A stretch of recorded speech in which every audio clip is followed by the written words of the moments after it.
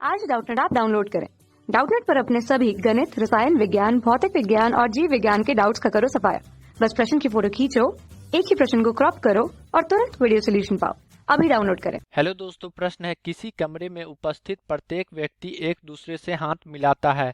यदि कुल हाथ मिलाए जाने की संख्या 66 हो तो कमरे में उपस्थित कुल व्यक्तियों की संख्या है। चलिए दोस्तों, इस प्रश्न को हल करते हैं। यहाँ पे दोस्तों हम मान लेंगे, माना कमरे में उपस्थित, यहाँ पे दोस्तों हम लिख लेंगे कमरे में उपस्थित व्यक्तियों की संख्या। यहाँ पे आ जाएगा कमरों में उपस्थित व्यक्तियों की संख्या।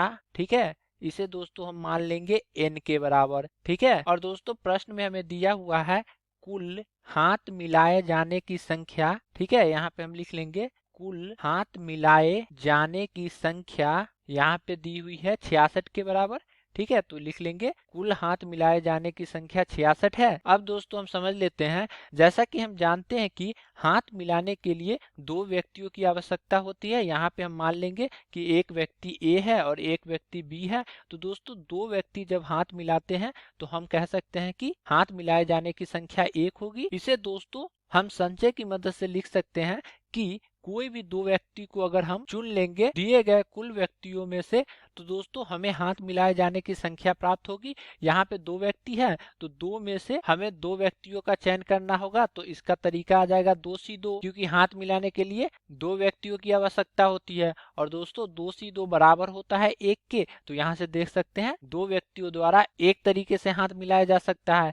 ठीक इसी प्रकार दोस्तों यहाँ पे अगर हम तीन व्यक्ति ले लेते हैं ए, बी और सी, यहाँ पे हमारे पास स्थिति आ जाएगा कि एक बार ए और बी मिलाएगा तो यहाँ पे ये हमारे पास एक तरीका आ जाएगा। दूसरा तरीका होगा जब बी और सी मिलाएगा हाथ, तो ये हमारे पास एक तरीका आ जाएगा। और दोस्तों तीसरा तरीका हमारे पास आ जाएगा जब ए और सी हाथ मिलाएगा, तो ये हमारे पास एक तरीका आ जाएगा। ठीक है, तो हमारे पास कुल 3 तरीके आ गए जिनके द्वारा इन तीन लोग आपस में हाथ मिला सकते हैं।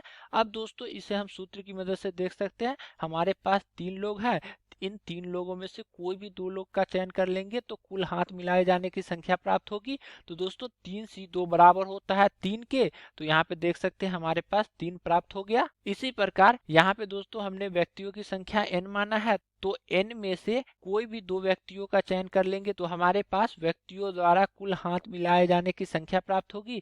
और यह बराबर दी हुई है 66 के, तो इसे 66 के बराबर कर देंगे। अब दोस्तों जैसा कि हम जानते हैं NCR बराबर होता है n फैक्टोरियल बटा r फैक्टोरियल गुना n माइनस r फैक्टोरियल के बराबर।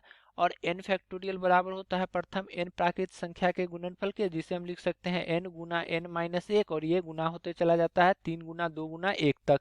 तो यहाँ पे दोस्तों NC2 को लिख लेंगे n फैक्टोरियल बटा में आ जाएगा 2 फैक्टोरियल गुना यहाँ पे आ जाएगा n माइनस 2 फैक्टोरियल, और यह बराबर होगा 66 के।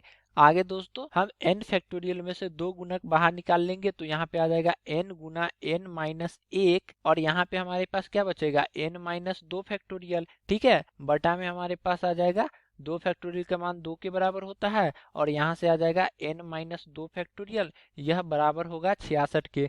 तो दोस्तों n माइनस 2 फैक्टोरियल कट जाएगा, यहाँ से हमारे पास आ जाएगा n गुना n माइनस 1, यह बराबर होगा 2 का गुना कर देंगे 66 में तो ये आ जाएगा 132 के बराबर। तो यहाँ से दोस्तों हमारे पास आ जाएगा n का वर्ग माइनस n, और 132 को इस तरफ ले आएंगे तो ये आ जाएगा माइनस का 132, यह बराबर होगा 0 के। तो यहाँ पे दोस्तों हमारे पास n के पदों में द्विघात समीकरण आ गया। इसे दोस्तों हम द्विघाती सूत्र से हल करेंगे तो यहाँ पे आ जाएगा n बराबर, हम जानते हैं कि यह बराबर होता है माइनस बी प्लस माइनस वर्गमूल के अंदर b का वर्ग माइनस 4 गुना AC बटा 2a के बराबर। ठीक है, तो यहाँ पे b के जगह पे आ जाएगा माइनस 1 और माइनस का गुना हो जाएगा तो यह आ जाएगा 1 के बराबर, प्लस माइनस वर्गमूल के अंदर आ जाएगा b का वर्ग यानी कि माइनस 1 का वर्ग 1 minus 4 Guna a Guna c। तो दोस्तों 4 गुना 1 गुना माइनस 132, तो यह आ जाएगा माइनस 528 के बराबर, और माइनस माइनस ये आ जाएगा प्लस का 528, बटा में हमारे पास आ जाएगा 2 गुना ए का मान 1 है तो ये आ जाएगा 2 के बराबर।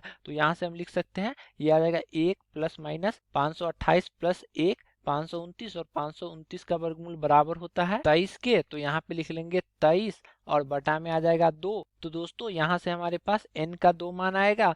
सबसे पहले धनात्मक चिन्ह के साथ हल करेंगे तो ये आ जाएगा 1 + 23 बटा 2, तो ये आ जाएगा 23 + 1 24 और बटा 2, 2 का भाग करेंगे तो 12 बार में कटेगा, तो यहाँ से n का मान आ जाएगा 12। जब दोस्तों हम ऋणात्मक चिन्ह के साथ हल करेंगे तो यहाँ पे आ जाएगा n बराबर 1 - 23 बटा 2, तो ये आ जाएगा 1 - 23 यानी कि -22 बटा 2, तो यह 11 बार में कट जाएगा, तो यहाँ पे आ जाएगा -11। चूंकि दोस्तों यहाँ पे देख सकते हैं n का मान कभी भी ऋणात्मक नहीं हो सकता है, क्योंकि n हमने व्यक्तियों की संख्या माना है, तो यहाँ से हम कह सकते हैं कि -11 हमारा मान नहीं होगा, हमारा मान होगा n बराबर 12 यानी कि व्यक्तियों की संख्या आ जाएगी 12 के बराबर। तो दोस्तों जब हम विकल्प में देखेंगे तो विकल्प 2 में दिया हुआ है 12, तो विकल्प 2 सही उत्तर होगा। आशा करता हूँ कि आपको इस प्रश्न का हल समझ में आया होगा। तब तक के लिए धन्यवाद। कक्षा 6वीं से 12वीं से लेकर नीट, IIT, JEE वो एडवांस के लेवल तक 1 करोड़ से ज्यादा छात्रों का भरोसा। आज ही डाउनलोड करें डाउटनेट ऐप या व्हाट्सएप करें अपने सारे डाउट्स 8400 400 400 पर।